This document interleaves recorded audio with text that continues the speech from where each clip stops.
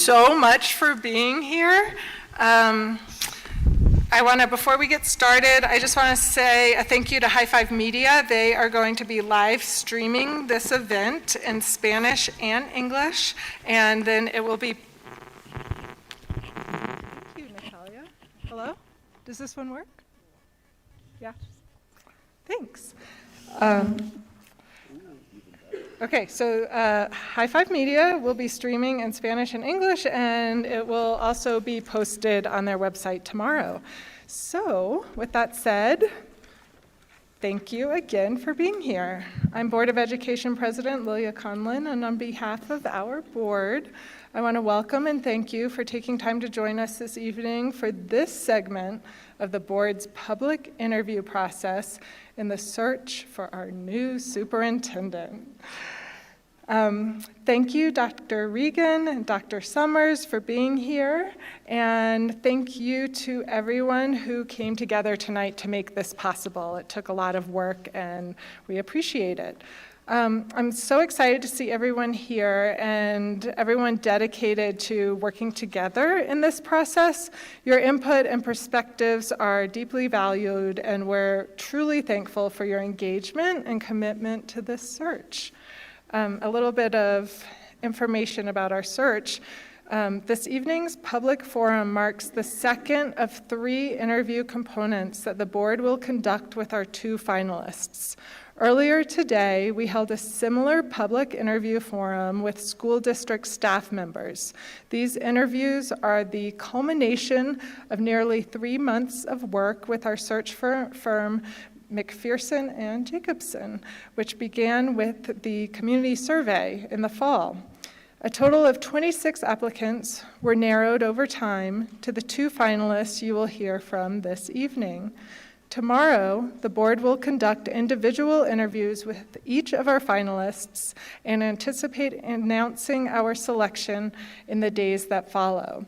It's incredibly important that we hear your perspective on our candidates, and our friends from McPherson and Jacobson will explain how the feedback process will work. So, without further delay, I would like to thank you once again for your participation in this process and introduce our search partners, Dr. Lori Cooper and Dr. Walt Cooper, and get our public forum underway.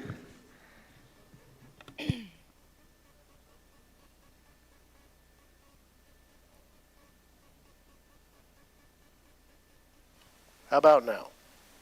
Okay, thank you, Madam President. And on behalf of McPherson Jacobson, thanks to all of you for being here this evening to participate in this facet of the board's interview process. As President Conlon said, this is the second of 3 facets of the interview process, and tonight's public interview forum will be in a format of question and answer, panel question and answer. I will pose 5 questions to each of our finalists. They will alternate in answering those questions. They will be timed responses. After each candidate has an opportunity to make an introductory statement, and then we will close by each candidate making a closing statement following the last question. And as President Conlon said, there really are 2 critical components to this evening's forum. The first is for the board to hear each candidate's response to questions that we pose that were developed directly from the community segment of the superintendent search survey that we did in the fall. The second important component is to hear your feedback on the responses that our candidates give to these questions. And so that feedback is being collected via the QR codes that you see around the room. If you happen to be watching on the live stream, the information in order to fill out the form is available on the Diligent Community page of the Board of Education website. There is both the QR code and a link, if you prefer the link to the form.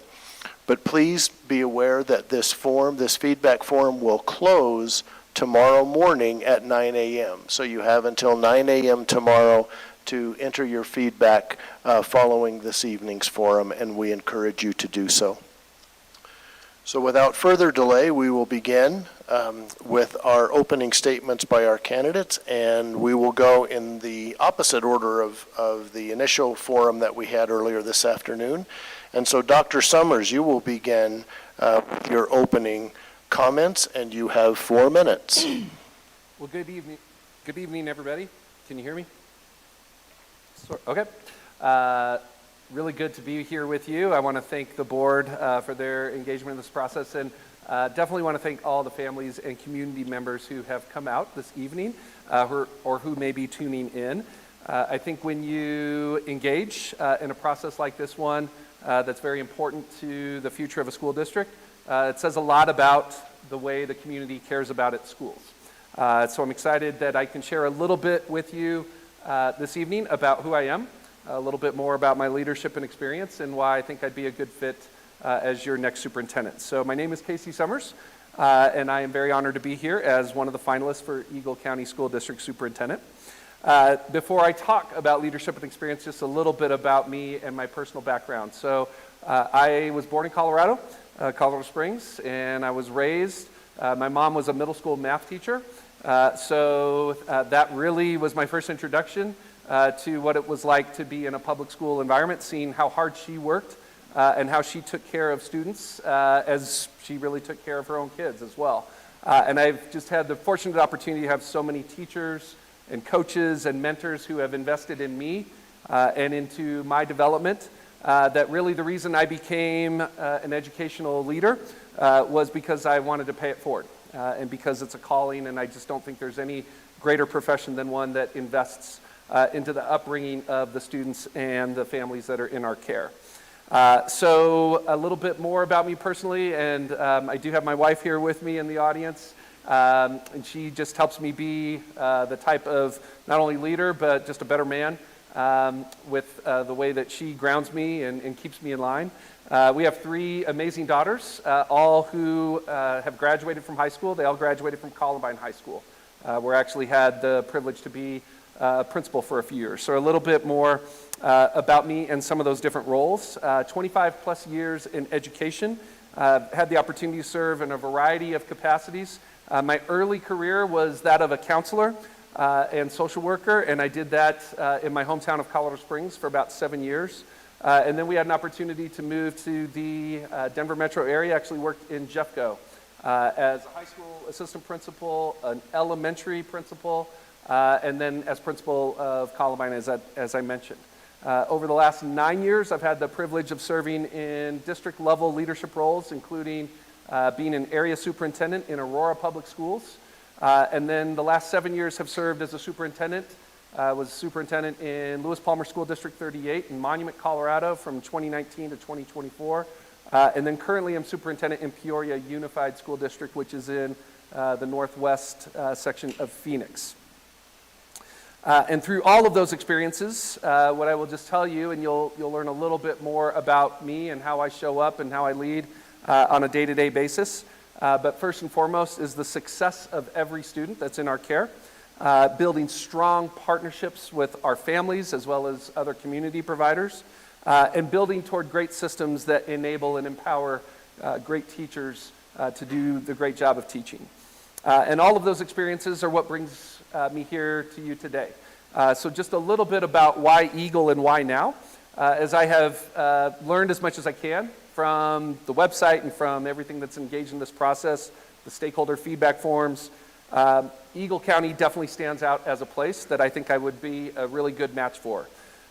You value relationships, you value trust, and you put a very strong value on the shared responsibility that we have for our students. So at this stage of my career and at this point in my life, I'm not just looking for the next role, I'm really looking for the place that fits and comes into alignment so that I can steward a community very well, hopefully for a long time into the future.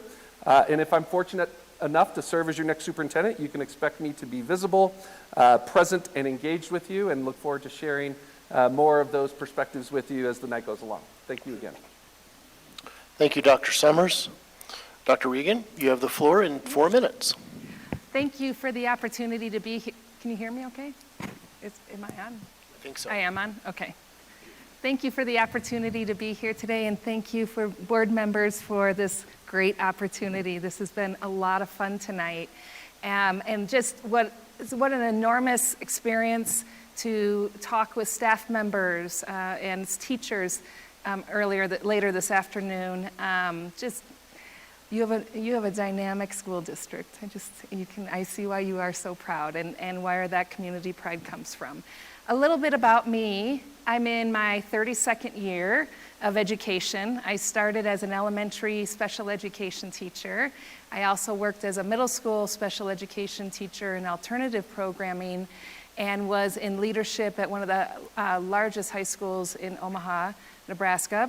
And then I started my administrative career in human resources in Omaha as a coordinator of human resources, a supervisor of secondary schools.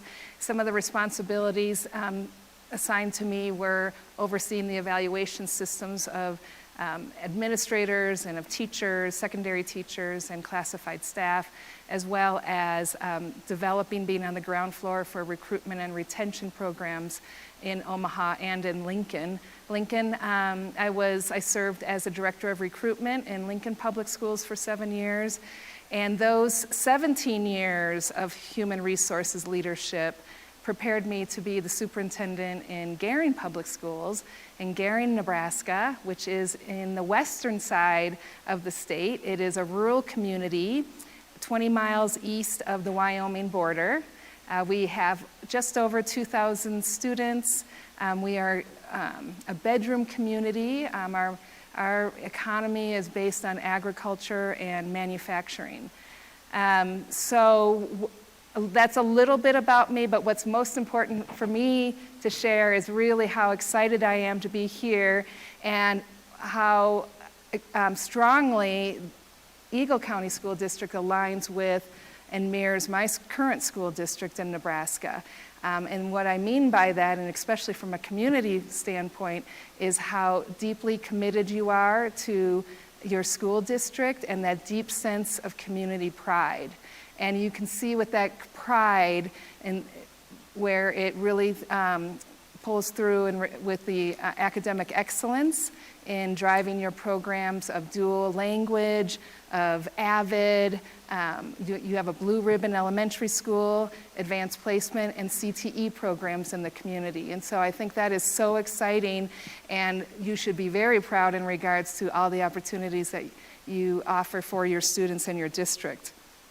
What has prepared me for this opportunity to be superintendent at Eagle County Schools is a lot of the complex challenges that I had as my in my superintendent role in Gering, in solving a child care crisis, stabilizing a budget, and we also had declining enrollment. So with those three areas that we've been able to stabilize enrollment and a budget and help be a solution in a community crisis, I believe those are the things that have been successful because of my collaborative leadership, community partnerships, a deep focus on people, and establishing those relationships and trust so that we can solve hard problems.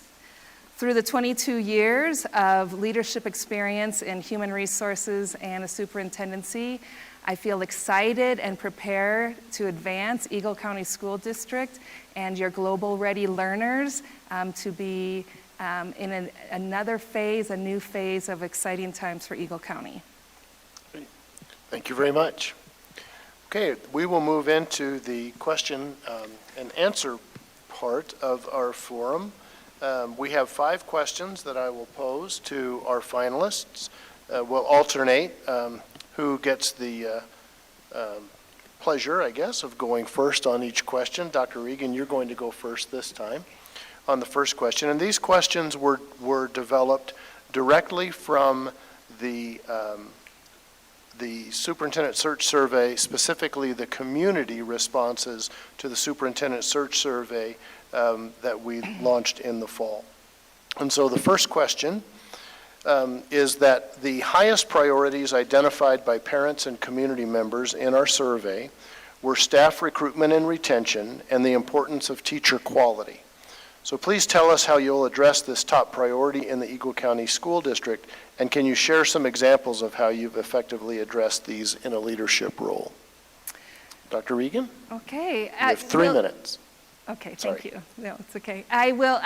With my experience in human resources, that was one of the high priorities is teacher recruitment and retention. So we've done many varied programs in the districts that I served. We were the first ever district in Omaha to develop the Parent Educator program. We also addressed middle school math and science by allowing our teachers, our elementary teachers, to move into middle school math and science and actually giving them course credit at the university to learn alongside with middle school educators for that content. We had a significant shortage of science teachers, especially in chemistry, so we designed our very own program. It was called E equals MC squared, and so we allowed our science teachers to add on another endorsement, and through grant funding, we're able to pay for our teachers to go back to school to do that. One that I'm really proud of is we had an opportunity to work with the Gates Foundation in expanding our Grow Your Own programs for recruitment and retention. And we looked at the data and we noticed that our teachers were leaving in year 3 to year 5. And so we targeted those teachers in regards to really building on their instructional efficacy, building on their strengths to be teacher leaders, curriculum specialists, any other capacity within their schools, which they've really enjoyed that, and even some have moved into the pipeline of leadership and administration because they enjoyed the cohort of that kind of learning, and that has helped in retention efforts. In Lincoln, when I was the director of recruitment, we revamped the entire recruitment system because our generation of students are very different, and the way that we were recruiting students to be teachers was not working. And so we had an opportunity to shift that with 5 local colleges and universities in the area to streamline students to get into our schools sooner for the workforce readiness. And then lastly, in a rural perception, we had definitely a significant staff shortage and teacher shortage too, but it was linked to our childcare crisis where our teachers could not come to work because they didn't have childcare. And so really working on identifying that childcare crisis and getting our community members back into our schools to serve in any capacity of teaching or paraeducators or whatnot has helped us a lot too. For my best advice for Eagle County is really knowing the culture of the district and what works for the district when it comes to recruitment and retention efforts. What matters to teachers to stay, what matters to staff, and having those conversations in those stakeholder groups to drive improvements to focus on the retention efforts. Thank you very much. Dr. Summers, 3 minutes. So I think I just want to make a quick connection that when we talk recruitment and retention, what we're really looking at is the end goal is stability in the relationships and those that are serving our students. And so we cannot have student success without having great teachers and great leaders and great people that are doing the work on behalf of who we are here to serve. So you're going to see a few key strategies that I start by saying we have to make Eagle County or continue to be the district where great educators continue to come and choose to stay. And I think that starts with making sure that we know that teachers feel a strong sense of support, spending time with them, listening to them, building quality relationships, as well as reducing unnecessary complexity or initiative overload and things that may weigh on their job. There's a lot of different ways that we can do that as leaders, but I think making sure that we understand very closely what our teachers are telling us and responding to those needs. I also think it's important, and have had a lot of experience building pipelines of development, particularly growing your own types of programs, recruiting individuals who come from the school system. Matter of fact, was able to meet just a few during the meet and greet session, so Eagle's already doing some of that great work, so we want to continue that. I also think we have to call out the pressures that our teachers are feeling from a compensation perspective, as well as cost of living and workforce housing. And so it's great that Eagle already has a number of strategies in place, a housing development plan for employees, and other big important strategies that the district cannot necessarily do on its own. So we need to strengthen the collaboration with all of our community. And as a leader in that process, I would want to make sure that I'm well-versed and attending everything that I can and being very rooted in those conversations across the board. I also think we have to support teachers through good coaching and through good instructional feedback. So that helps them understand that we're investing in their growth and in their ability to continue to be masters of their craft. And when they feel that sense of value, not only do they experience satisfaction in the workplace, but our students experience more consistency, stronger instruction, and deeper relationships. And I think that takes an entire system, building and strengthening a district system alongside the board that supports stability and excellence with clear priorities, consistent follow-through, and an organization that supports our schools in every sense of the word. So we know that, again, teacher quality and staff retention are foundational to every student's success. And while we have a number of challenges that are in front of us, we'll be working very closely together, leading with clarity, with partnership and integrity in that process, and look forward to those opportunities alongside you. Thank you. Dr. Summers, you will go first on our next question, which reads, placing the needs of students above anything else was identified in our survey as a top characteristic the next superintendent should demonstrate. What does this mean to you, and what can parents and community members expect to see through your leadership that supports this priority? So thank you for this question. I think what placing the needs of students first means to me, although it sounds really great, and we always like to ask the question, what's best for our students? But sometimes we don't always take the next step to actually say, well, then what is that? And how are we making sure that we do that? So it really is, for me, a daily decision test. It means that when our choices are difficult, as they often are, the guiding question is what serves our students' learning, their safety, their growth, and their long-term success. So the way that we do that is first anchoring every decision that we make in terms of student impact.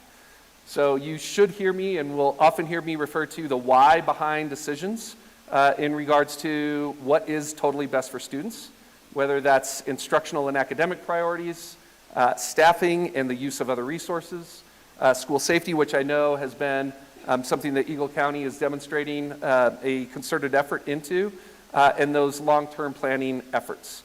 And I think what we want and what our families and what our students deserve are better outcomes in that process. So you deserve to know not only what the decision is, but what is the evidence that is leading to us knowing whether or not that was a good decision.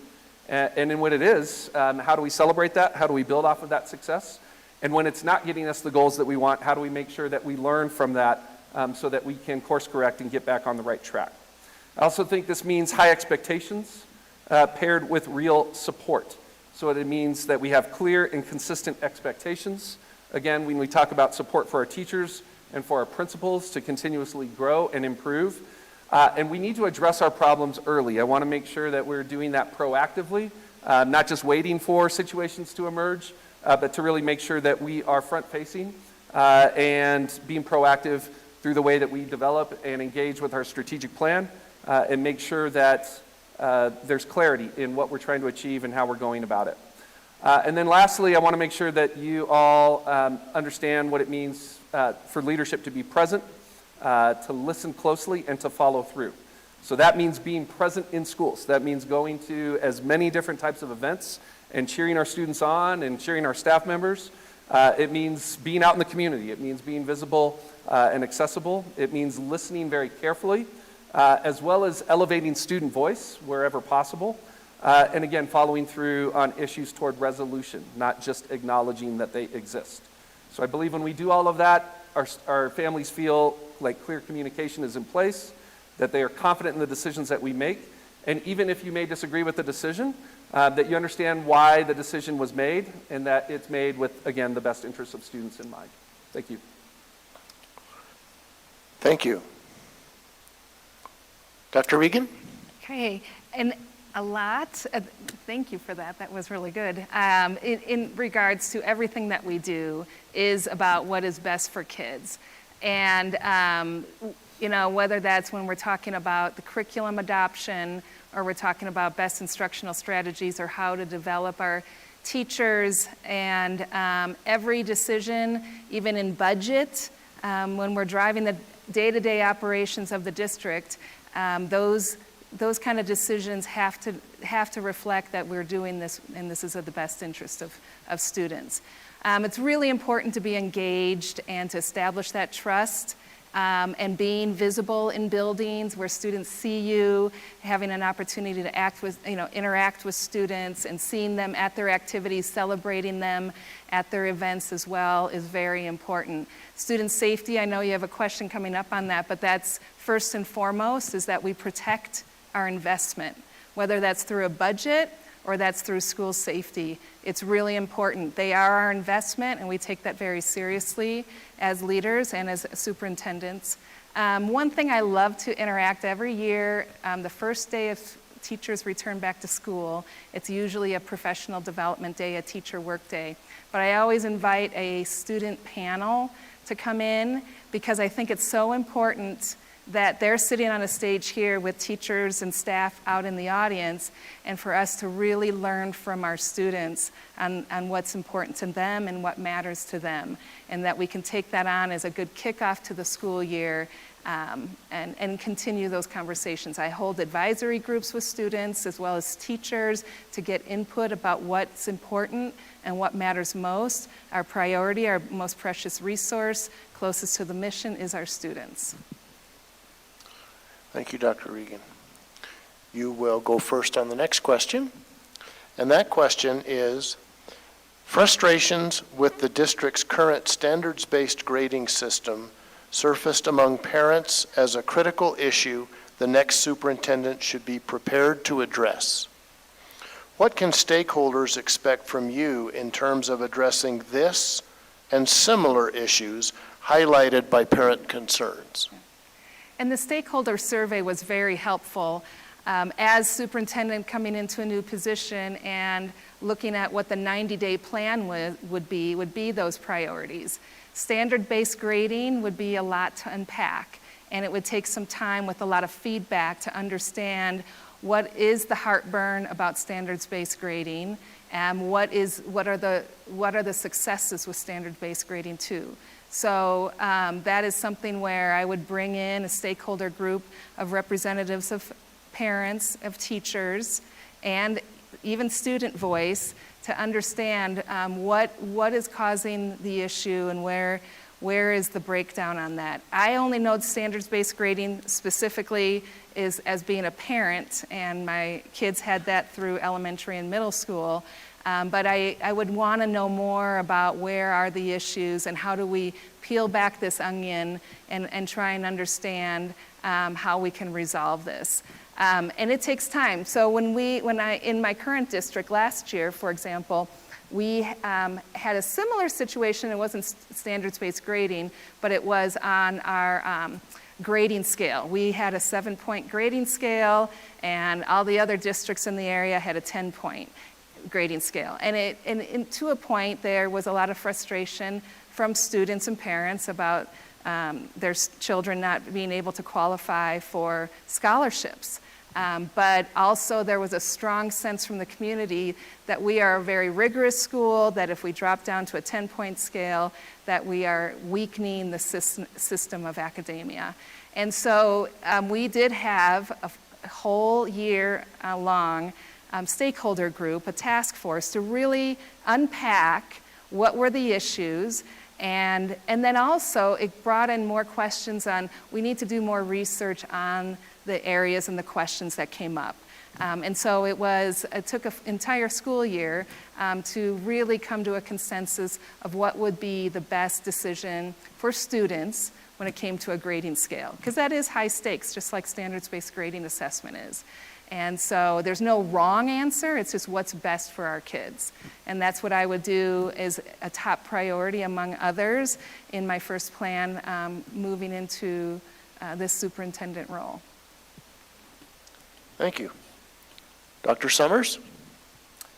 So whether the issue is standards-based grading or really any other concern, the starting point is always going to be to listen carefully, to seek understanding, and then to respond thoughtfully. So I think our parents and our families deserve that, as well as any stakeholder who may raise any particular concern. So there was a question in the meet and greet section that amplified this just a little bit more, and it gave me a little bit of perspective, and it was from a high school teacher.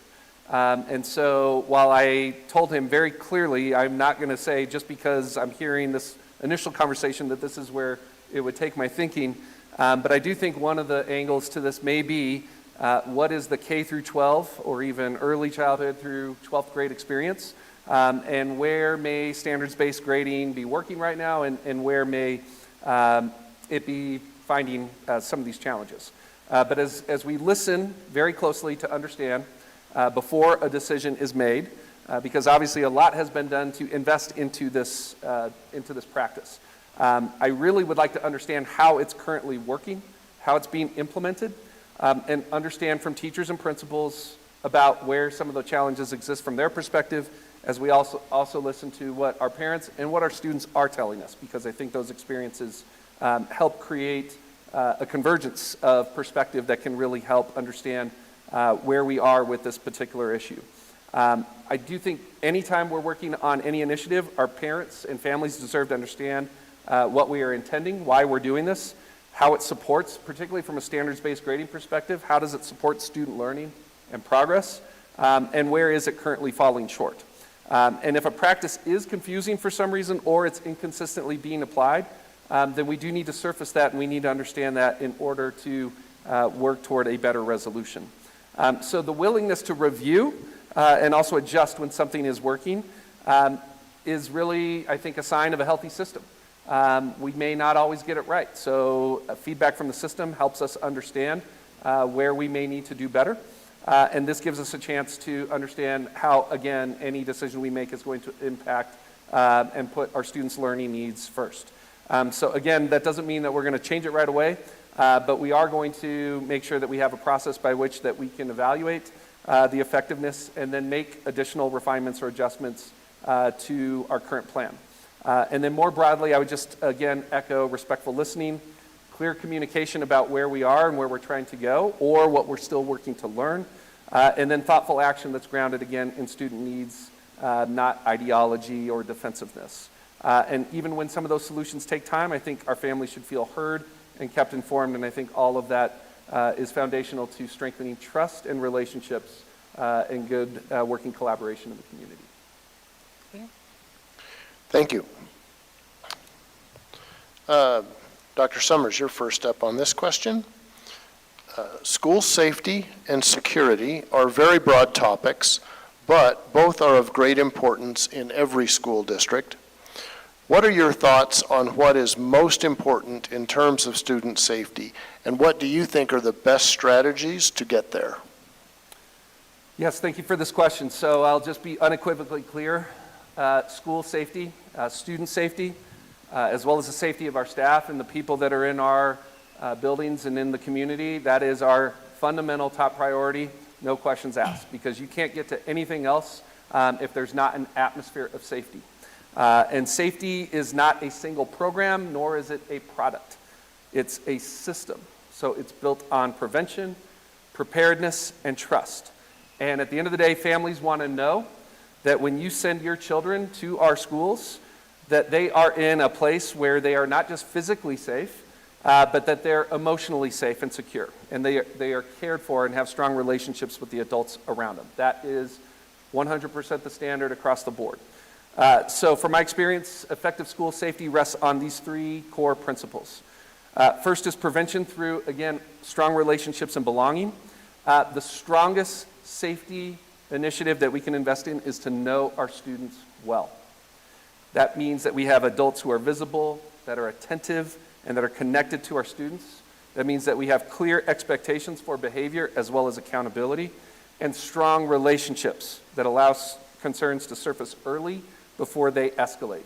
So anytime we notice a student is struggling or something may be going on, we are in a position where we have Not just the approach and the process, but the commitment to see that, to follow through, and to engage our families in that process. Secondly, thoughtful preparedness without fear. Preparedness does matter, but it must be balanced and it must be age appropriate. So families can expect clear and practiced procedures for emergencies. Crisis responsiveness is critical. Staff need to be trained and confident in their roles.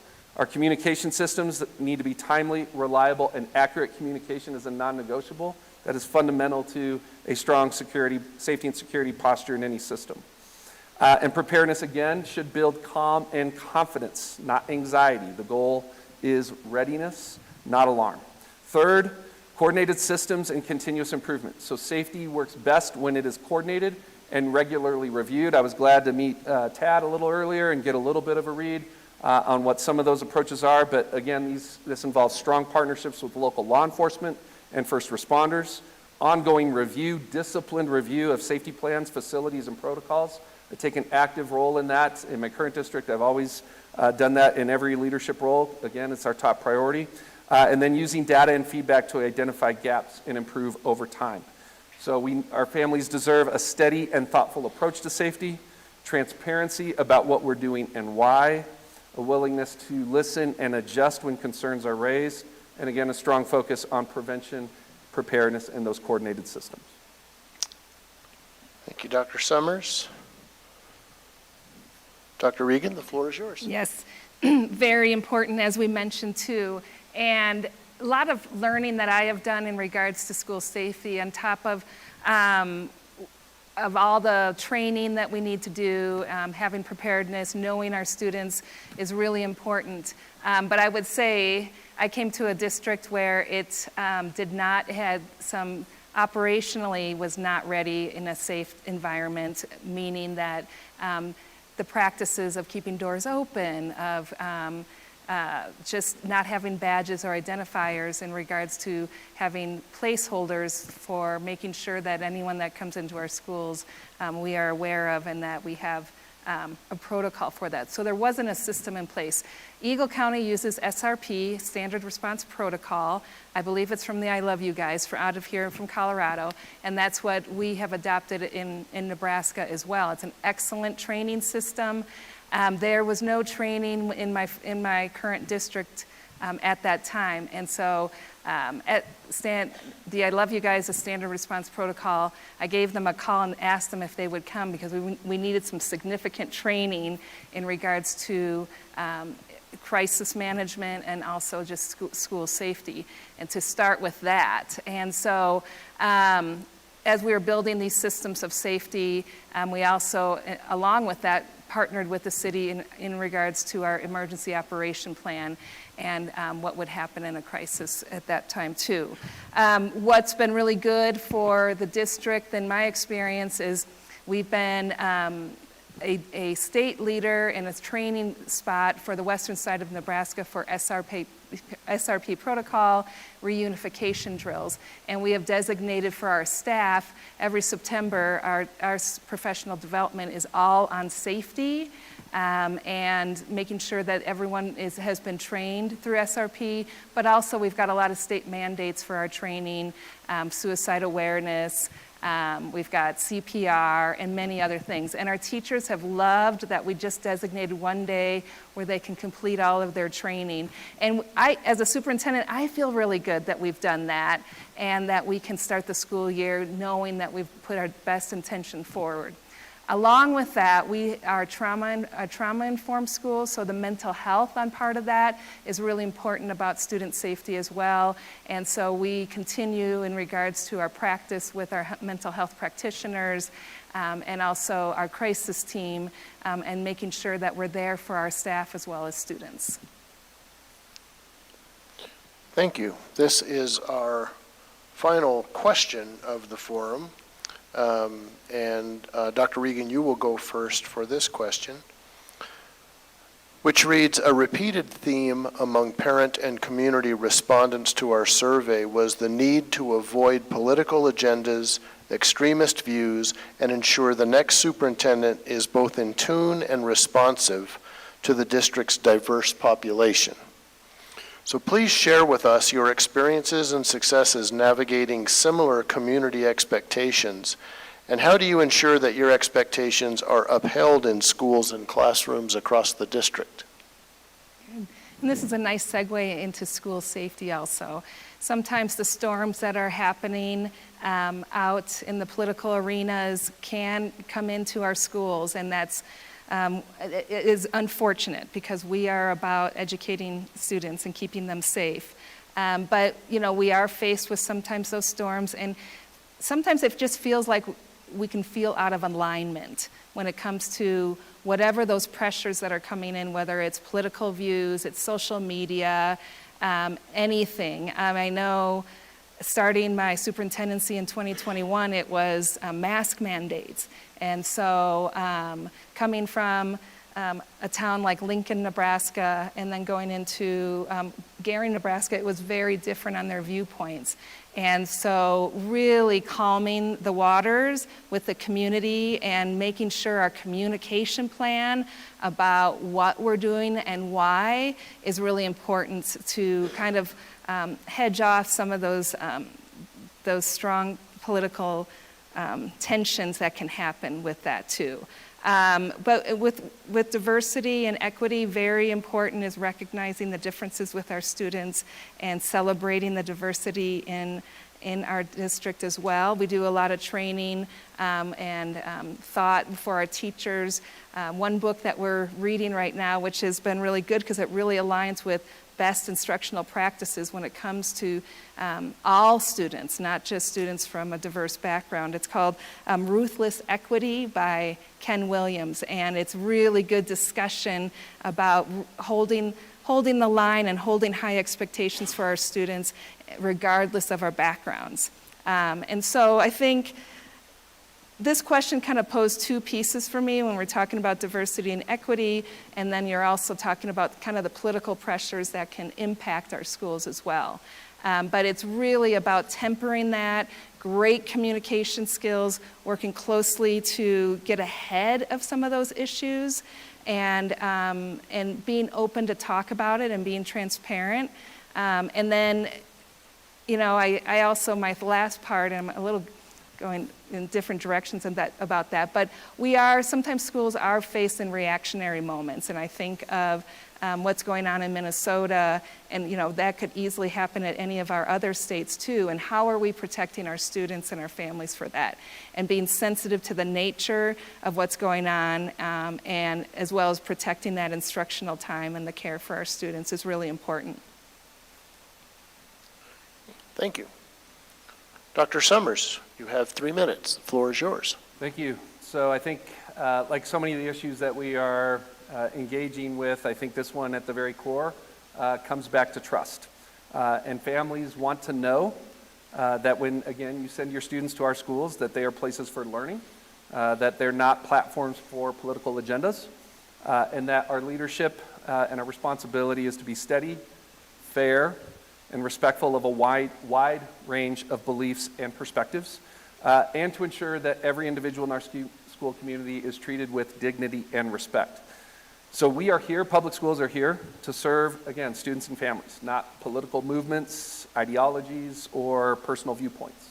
So fundamentally, as a superintendent, my responsibility is to uphold law as well as board policy. It's also to protect instructional neutrality, and that is part of our board policy, so making sure that there is clarity in what that expectation is. And what I often say, just to keep it very simple, is we don't teach students what to think, but we support them in being critical thinkers and how they can think. And so classrooms do need, I think, the space to be able to have conflicting types of perspectives that are brought into the focus, age appropriate, of course, and with the guide of a teacher, but I think it's about modeling what productive and critical discourse looks like, not necessarily taking a position. Currently, I serve in a very diverse district. I've had the privilege of serving in numerous communities with a lot of diversity. Diversity is a strength, and I think sometimes it gets a little bit misunderstood because it's not necessarily I don't think of diversity just in terms of labels. I think, again, every individual deserves to be treated with dignity and respect. So what are those individual needs and perspectives that our students are bringing into that space? What I will tell you is that just last week we probably had about close to 1,000 students. I have 7 different high schools, so it is a very large and complex system, but there were several walkouts in protest of some of what's happening at a national level. And that created quite a stir. And by the way, there was probably about 30 or 40 high schools around the valley that were engaged in a very similar event. What we basically did is we made sure that we were clear on what our expectations are, because we don't necessarily promote the idea that the walkout is the right thing to do. However, students do have a fundamental right to express themselves and to do so in a manner that is non-disruptive to the educational and learning environment. And we do have board policy that reinforces that, and there's also state law that's in place. So my job was to make sure that we were equipping our staff and communicating that with our families. The students who missed class were marked unexcused absent. They were held accountable from an academic perspective. We didn't necessarily take a position one way or another, say you should have or you shouldn't have done that. However, it is a very, very difficult time in our nation, and there's a lot that is going on. So again, this is why we use law, policy, and a steady hand in how we respond to those types of dynamics. Thank you. Okay, that concludes the question and answer portion of our forum. We will now segue to closing comments. As I mentioned at the outset, each of our candidates will have 4 minutes to offer closing comments, and we will begin with Dr. Regan. So the floor is yours. You have 4 minutes. Thank you so much for being here and being at a late night on a beautiful Monday evening, and to show your commitment to the community is really important. So thank you so much for being here. I forgot to talk a little bit. I have 2 children. I have a daughter that lives in Denver, and I have a son that's in grad school at Ohio State. They are products of public education too, end of standards-based grading up to 8th grade. Really excited about this opportunity. And like I said, when I looked at Eagle County Schools, I was so excited about the deep community commitment that you have, the pride that you have in your community. And it was so evident in the first session too. So motivating, exciting, and thrilling. And the things that you are doing so well here, and the things that you want better for your school community. And I applaud you for that. I feel that my 22 years of leadership experience in district and superintendent levels has prepared me to advance Eagle County School District into addressing your concerns and wanting Eagle County School District to be better than ever. Your mission is about global ready graduates. I think that's fantastic, and I think there's so many ways that we can keep pursuing that and building on the strengths and the successes of your students, and seeing some great growth as well. So I hope that you can stay around. I can meet you in person and answer any questions that you have one-to-one, or anything that's clarifying that you would like. But definitely as a community, you have spoken in regards to your concerns: recruitment, retention, school safety, students first, and diversity, equity, and standard-based assessment. So that's exciting and a lot, but not impossible. So thank you for tonight. Thank you. Dr. Summers. Yes, I would also just echo appreciation and gratitude for you all coming out this evening, being part of a process. Really appreciated how disciplined and how rigorous it is. Being able to study and learn as much as I can from a district such as Eagle County, it's been really good to actually just be here with you, and looking forward to the opportunity as well to be more with the board through this experience tomorrow. So obviously we've touched on a number of topics. We've talked about recruitment and retention, teacher quality, school safety, grading and communication, and serving a diverse community. So all of those questions and all of those issues are very important, I know, to the community, but I'll just leave you with a little bit of what you can expect from me and how I would show up every single day on behalf of the students and the staff and the community that I would be fortunate enough to serve. When we do talk about every student's success, I believe we're doing more than just talking about academic proficiency and outcomes. Truly, we're talking about the type of learning experiences where every student is seen, where they're valued, where they are challenged, where they're supported, both academically as well as socially and emotionally, and being able to express themselves creatively, compassionately, being enthusiastic about their learning. We want spaces where students can see themselves as not just the learner that they are today, but the person that they can be and that the future that they are striving for. So where they can think critically, where they can contribute to society, and again, see themselves as part of a broader community, both locally and in that global environment. And kudos to all of you for already all of the great things that are happening in such a fantastic community. What I want to make sure that I would be able to do is add value to that current commitment. So you would see a superintendent who would show up every single day focused on that full vision of student success. You would see me in classrooms and in hallways and in schoolyards and out in the community and high-fiving and really getting to know you, as many people as I can, and building a quality, lasting relationship that's both built on a focus of what we do every day, but is also shaping and continuing to evolve the longer range vision and the plans for Eagle County. We know that this is a very critical time for the school district, as well as so many schools and public education, arguably.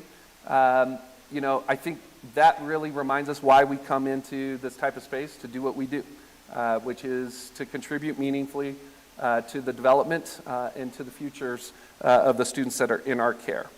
And so I just wanted to say a little bit more about what I think is most important from a position of fit. The fit between the community's values and the leader's approach, the fit between what families can expect and how a superintendent will show up, and the fit between the kind of district that Eagle County wants to be and the kind of leadership that will help get you there. So at this stage of my career, as I shared earlier, and at this point in my life, I'm just not looking for the next role. I really want to be in a place where those values and that vision are in fundamental alignment. And so I'm just really grateful for the opportunity to share more of that with you. I think this has been just a real great experience, and value all of you. Again, those of you that are here, those of you that are tuning in, and look forward to what these next steps are. So thank you again. Thank you, Dr. Summers. And would you all please join me in thanking both of our candidates for their time and attention this evening. Good job. Thank you. That concludes our second public interview forum today, and I would just remind you that the board highly encourages you to complete the feedback form. There are QR codes at various locations around the room that you can take with you. If you don't have to do it here, but you're welcome to if you choose to. For those of you watching the live stream, you can find links, both the QR code or a link, whichever you prefer, on the Diligent Community section of the board's webpage. Both links are embedded in the agenda for tonight's meeting, and you can access them there. And just a reminder, you have until 9 a.m. tomorrow, 9 a.m. Tuesday morning, to complete the feedback form so that the board can have all of the community and staff feedback in hand as they engage with candidates tomorrow. So on behalf of the board and of McPherson Jacobson and our candidates, I say thank you and good night.